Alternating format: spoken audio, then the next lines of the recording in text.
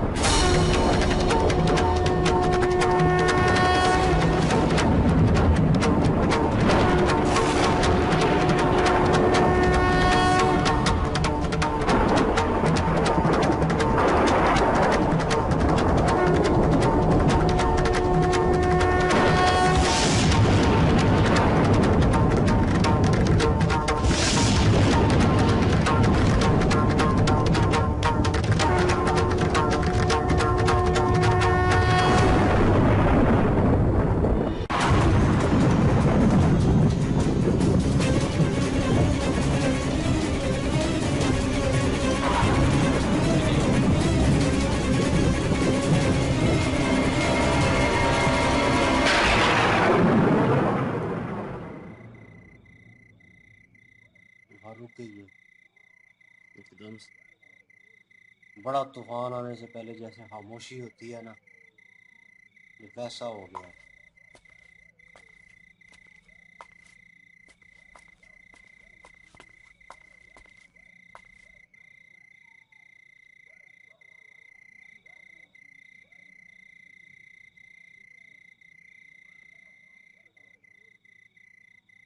कोई पीछे है?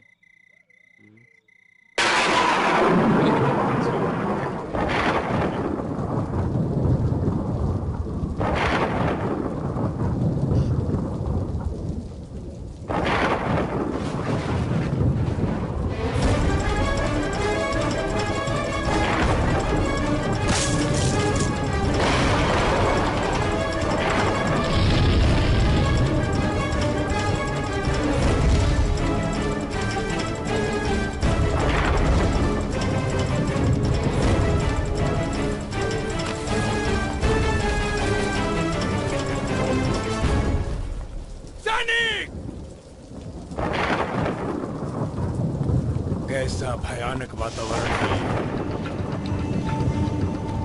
कैसी माया है ये। सैनिक! सैनिक! प्रणिपात महाराज। कारागार में जाकर स्थिति देखो। जैसे ही देवकी के 8वें पुत्र के रोने का स्वर सुनाई दे मुझे सूचित करो। यदि एक क्षण भी विलंब हुआ तो जैसे कुम्हार चाक से मटका उतारता है मैं तुम्हारा मस्तक उतार दूंगा। जाओ। जो आज्ञा महाराज।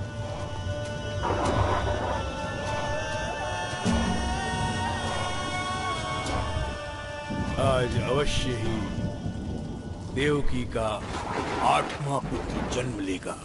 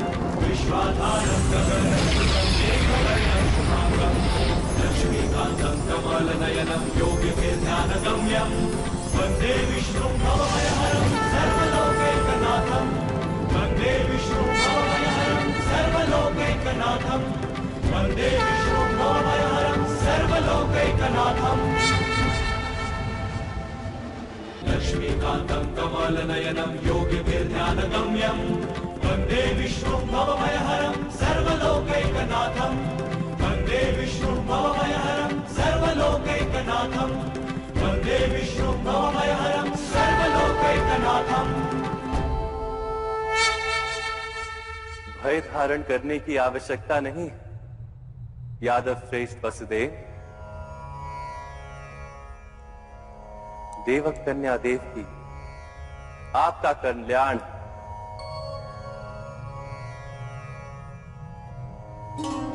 हिरण्याक्ष ने जब पृथ्वी को जल में डुबो दिया था, तब मैंने ही वराह अवतार लेकर पृथ्वी का उद्धार किया था। नरसिंह अवतार लेकर मैंने हिरण्यकशिपु का वध किया। मैंने ही वामन अवतार लेकर राजा बलि को पाताल लोक में स्थापित किया। जब जब मनुष्य धर्म का मर्म भूल जाता है, जब जब उसके हृदय से उत्तम भावों का नाश हो जाता है, प्रेम का स्थान प्रतियोगिता और करुणा का स्थान अहंकार ले लेता है, राजा अपनी ही प्रजा का शोषण करता है, सत्य से अधिक सत्ता का मोह प्रकट हो जाता है, तब तब मैं जन्म धारण करता। आज फिर से अवतार धारण करने का समय उपस्थित हुआ है मेरे समक्ष। आप दोनों ने अनेक बलिदान दिए हैं धर्म के लिए। आपकी पीड़ाओं को देखकर स्वर्ग में देवता भी शोक से भर गए हैं, किंतु आपके माध्यम से संसार को धर्म और शांति का प्रसाद प्राप्त होगा। मैं स्वयं आपका पुत्र बनकर आपकी गोद में खेलूंगा माता।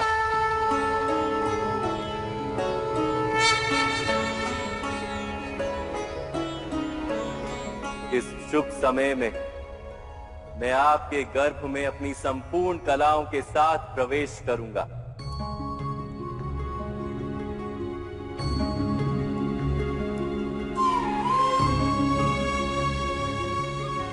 सारे संसार को आशीर्वाद देने वाला विष्णु आपके आशीर्वाद की याचना करता है।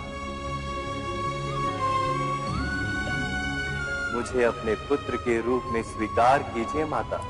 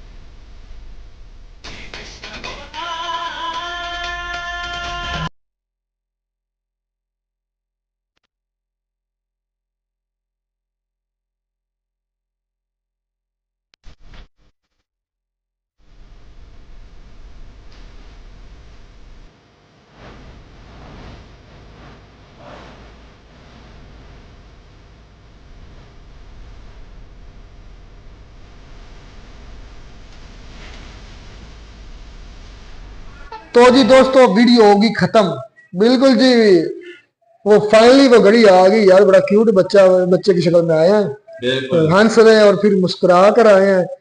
और जेल के अंदर ही उनको बशरत मिली, वो आए, उन्होंने कहा कि मैं जब जब भी जुल्म, विष्णु बता रहे हैं, जब जब भी जुल्म बढ़ता है तो मैं उनके खिलाफ, यानी कि उनको मिटाने के लिए, जुल्म को खत्म करने के लिए, इस दुनिया की भलाई के लिए मुख्तलिफ अवतार में, मुख्तलिफ रंगों में, मुख्तलिफ रूप में आया हूँ। और इस वक्त आपने बड़े जुल्म सहे हैं, आपने बड़े बड़े जुल्म बर्दाश्त किए हैं, तो इसका सिला आपको जरूर मिलेगा। और आपकी कोख से ही जन्म लेकर मैं इस आने वाला जो जुल्म कंज का ये खत्म करूंगा। भाई बेबी तो बड़ा क्यूट है जो पैदा हुआ है, बिल्कुल ऐसे ही। और जो कंज मामा है वो यार, परेशान है, वो देखो को वो है भी कंफ्यूज है। कंफ्यूज हो गया, तो उसको क्या करना है, एक बच्चे को मारा है, अब कितने को मार लेगा। तो अब फाइनली जिसका इंतजार था, नहीं, उसको कंफ्यूजन ये है ना कि वो रोने की आवाज सुनना चाहता था कि बच्चा पैदा होगा, रोएगा तो मैं पहुंचूंगा, मारूंगा। पता चल जाए। वो चाकू अपना तेज कर रहा था, तलवार जो भी है, लेकिन उसने फिर सैनिक को भेजा कि जाओ तुम जेल से पता करके आओ कि बच्चे के रोने की आवाज क्यों नहीं आ रही, क्या वजह है, क्या दे रही है, और मुझे सही सही आके बताना, मुझसे कोई झूठ वगैरह तुमने नहीं बोलना। तो लेकिन इधर तो मामला बिल्कुल उलट हो गया, इधर तो रोने की नहीं, इधर तो मुस्कुराने की आवाजें आ रही हैं, इधर तो किलकारियां आ रही हैं हंसी की। अच्छा, आप देखें कि वाकई जो है ना, वो फाइनली जिसका इंतजार था वो आ चुका है। अब देखें कि नेक्स्ट पार्ट में जो आगे वाली स्टोरी आने वाली है, एपिसोड आने वाली हैं, वो बड़े इंटरेस्टिंग होने वाले हैं। तो कृष्ण ने खत्म करना है इसको, इस जालिम को, तो बड़े अच्छा तरीका है अपना बड़ा ये जो सीन है ये बड़ा शानदार है कि पहले उन्होंने उनके जो बच्चा था उसको मार दिया, लेकिन नेक्स्ट जो आना था वो आ गया, अब वो हंस रहा है और इसको खत्म भी कर देगा। असल में ना पता बात क्या है, हम अपने ताकत और जोर के नशे में ये भूल जाते हैं कि हमें कंट्रोल करने वाले भी बैठे हैं, हमें भी कंट्रोल करने वाला भी कोई है, और जुल्म की इंतहा जो है वो हमेशा खत्म होती है। जब भी जुल्म हद से बढ़ता है तो खत्म होता है। अब उसको अपनी ताकत पर गुरूर था, जोम था बड़ा, मुझे कोई भी नहीं है, ये कैसे हो सकता है, मैं इतना बड़ा बादशाह हूँ, मैं पूरी इस अपनी राया का मालिक हूँ, जो मर्जी चाहे वो, और मेरी राया से, और स्पेशली फिर मेरी बहन के पेट से ऐसा बच्चा होगा जो मेरे जो सल्तनत है उसको तबाह करेगा, तो उसको ये यकीन ही नहीं होता, ये यकीन ही नहीं हो पाता। तो इस वजह से वो मतलब है ना, इस चीज को खत्म करने के लिए बार बार जुल्म, लेकिन अब सीन रोमांचिक होने वाले हैं। खत्म नहीं कर सकता यार, वो तो उसका जो कह लें कि खुद को तसल्ली देने के लिए कर रहा है, जो होना आता है वो तो हर हाल में होकर रहता है, चाहे जो मर्जी हो जाए, और देख लो हो भी गया है। ऐसे ही है, तो ये अब आएगा मजा, अब इसके आगे वाले जो सीन है ना वो मजेदार होना, तब आप भी देखिए, वेट करिए क्या बनता आगे। तब तक गॉड ब्लेस यू।